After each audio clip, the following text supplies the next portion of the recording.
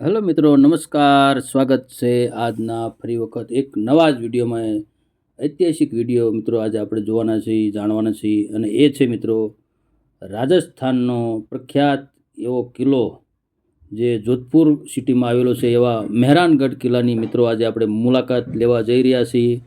તો દર્શક મિત્રો, અહીંયાનો જે સંપૂર્ણ આપણે ઇતિહાસ જાણીશું અને તેમની વધારે જે પ્રાચીન માહિતી, ઐતિહાસિક માહિતી મિત્રો આ વિડીયોમાં આપણે આવરી લેવામાં આવી છે.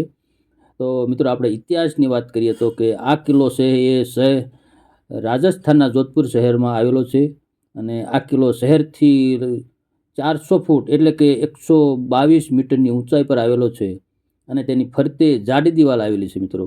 આની સીમા ભીતર ઘણા મહેલ આવેલા છે, જેમાં તેમની શાનદાર મહિમ, કોતરણી અને સુંદર પ્રાંગણ જાણીતા છે. એક કિલ્લામાં 7 દરવાજા આવેલા છે, જેમાંનું એકનું નામ જયપોળ છે. આને મહારાજા માનસિંહ જયપુર અને બિકાનેર સૈન્ય પરના વિજયની યાદગીરીને બનાવડ્યો છે.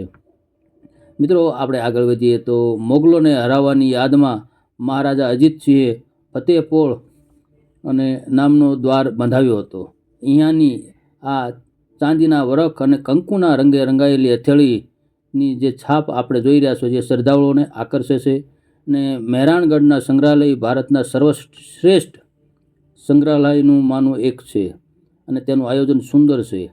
આ સંગ્રહાલયોને પાલખીના વિભાગ ખૂબ રોચક છે મિત્રો. આમાં આશ્ચર્ય પમાડે એવી પાલખીઓ છે અને 1730માં થયેલ ગુજરાત ગવર્નર સાથે થયેલા યુદ્ધમાં જીતી લવાયેલા સોના મઢેલ ઘુમ્મટવાળો મહાડોલ ખૂબ જ આકર્ષણ છે મિત્રો. આ સંગ્રહાલય રાઠોડ વંશના હથિયારો, પરિધાનો, ચિત્રો અને સમયને ખંડ સજાવે છે, જે આમાં બતાવે છે મિત્રો. અને આગળ મિત્રો આપણે વધારે મહેરાનગઢનો ઇતિહાસ વિશે વાત કરીએ તો 1458માં રાવ જોધા અને 1438થી 1488 જેઓ રણમલના 24 સંતાનમાંના એક હતા. તેઓ જોધપુરના 15મા રાઠોડ શાસક બન્યા. તેમના સત્તારૂઢ થવાના એક જ વર્ષમાં તેમણે તેમની રાજધાનીને જોધપુરના અન્ય સલામત ભાગમાં ખસેડવાનું નક્કી કર્યું, કેમ કે વિહરમાન મંડોરને કિલ્લો પૂરતી સુરક્ષા આપવા સક્ષમ હતો નહીં. અને મંડોરથી લગભગ 9 કિલોમીટર દૂર દક્ષિણે આવેલા એક ખડકાળ ટેકરી પર 12 મે 1958ના દિવસે આ કિલ્લાની આધારશિલા રાખવામાં આવી મિત્રો. આ ટેકરી ભાવરી ચીડિયા પક્ષીઓ ટેકરીના નામે ઓળખાતી હતી. અને એક લોકકથા એવી પણ છે કે આ ટેકરી પર કિલ્લા બાંધવા માટે માત્ર એક જ વ્યક્તિ તેમાં એ સ્થળે રહેતા હતા અને તેમને સ્થળાંતર કરવા પડ્યા, અને તે હતા સાધુજી.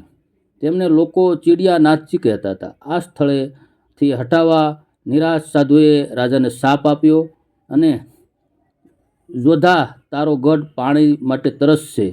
પાછળથી રાજાને એ સાધુને ખુશ કરવા માટે તેમને પણ એક મકાન બનાવી આપ્યું અને મંદિર બનાવી આપ્યું. તેમ છતાં પણ દર વર્ષે અથવા તો 4 વર્ષે આ ક્ષેત્ર દુષ્કાળનો સામનો કરવો પડે છે, જ્યાં સાધુના શ્રાપને લીધે આ મહેરાનગઢમાં 3 થી 4 વર્ષે એકવાર દુષ્કાળનો સામનો કરવો પડે છે મિત્રો. આ ક્ષેત્રના સુકન માટે જોધાએ એક અત્યંત આકર્ષક પગલું ભર્યું. તેમણે રાજ્યા બાંબી નામના એક મેઘવાળ નામના પાયાને અહીં જીવંત દટાવી દીધો. રાજ્યા મેઘવાળે એવું વચન આપ્યું હતું કે તેને આ સમર્પણ પછી રાઠોડ શાસક તેમના પરિવારનું ધ્યાન રાખશે. આજ દિવસ સુધી તેમના વંશજો હજી પણ રાજબાગના નામે રાજ્યનો ભાગ સ્થળે છે, જેઓ જોધા દ્વારા તેમનો પરિવાર અપાઈ હતી. મહેરાનગઢ નામશાસ્ત્ર મિહિર સંસ્કૃતિ સૂર્ય કે સૂર્યદેવ ગઢ સંસ્કૃતિનો કિલ્લો એટલે કે સૂર્ય કિલ્લો. રાજસ્થાનમાં બોલાતી સ્થાનીય ભાષા તેમનું ઉચ્ચારણ મહેરાનગઢ થયું. સૂર્યદેવ અને રાઠોડ વંશના મુખ્ય દેવતા હતા. ભલે આ કિલ્લાનું બાંધકામ 1459માં રાવ જોધા દ્વારા કરવામાં આવ્યું, પણ જોધપુરના સ્થાપક સ્વરૂપ પણ આજે દેખાતા કિલ્લાનો ભાગ જસવંતસિંહ 1638થી 78ના સમયે બંધાયો હતો. આ કિલ્લો 5 કિલોમીટર જેટલો મોટા શહેરથી કેન્દ્રમાં 125મી ઊંચી ટેકરી પર આવેલો છે. આનો કોટ 35મી ઊંચો છે અને 21 મીટર પહોળો છે, જે રાજસ્થાનનો સૌથી સુંદર ઐતિહાસિક ધરોહર સાચવે છે. આ મહેલમાં 7 દરવાજાથી પ્રવેશી શકાય છે. એમાં સૌથી પ્રખ્યાત જે છે એ જયપોળ વિજય દ્વાર, જેને મહારાજા માનસિંહ દ્વારા 1806માં જયપુર અને બિકાનેરની ઉપર વિજય મેળવવા માટે બંધાવ્યો હતો એની યાદમાં. અને ફતેહપોળ 1707માં મોગલો પર વિજયની યાદમાં દરવાજો બીજો બનાવ્યો હતો. અને દેહ કામરા પોળ, જેના પર આજે પણ તોપગોળાના હુમલાના નિશાન મિત્રો દેખાય છે. લોહાપોળ, જે આ કિલ્લાનો મુખ્ય પ્રવેશદ્વાર છે. 1843માં રાજા માનસિંહના મૃત્યુ પછી તેમની રાણીઓ તેમની પાછળ સતી થઈ, અને દ્વારની એકદમ ડાબી તરફ સતીની હથેળીના ચિહ્નો મિત્રો તમે જોઈ રહ્યા છો, જેમને આજે પણ શ્રદ્ધાળુ લોકો નમન કરી રહ્યા છે. આ કિલ્લાની અંદર એકદમ સુંદર સુશોભિત જગ્યા છે. આમાં મોતી મહેલ છે મિત્રો, ફૂલ મહેલ છે, શીશ મહેલ છે.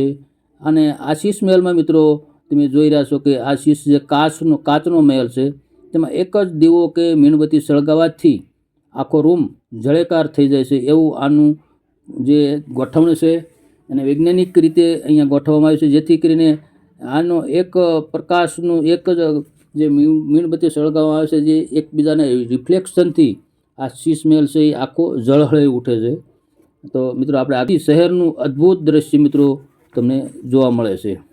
અને 1595થી 1619 દ્વારા બંધાયેલો મોતી મહેલ મહેરાનગઢ યુગની ઇમારતોમાંથી સૌથી મોટી ઇમારત છે.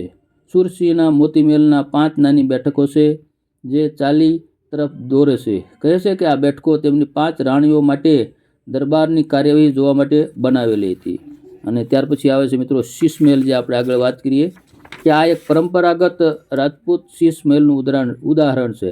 આ મહેલમાં અરીસાના નાના નાના ટુકડાના વાપરત મોટા એકરૂપ અરીસામાં વાપરવામાં આવે છે. પલ્સ ધાર્મિક ચિહ્નો પણ આ અરીસાની ઉપર મઢામણી અને અનેક વિશિષ્ટતાઓ મિત્રો જોવા મળે છે.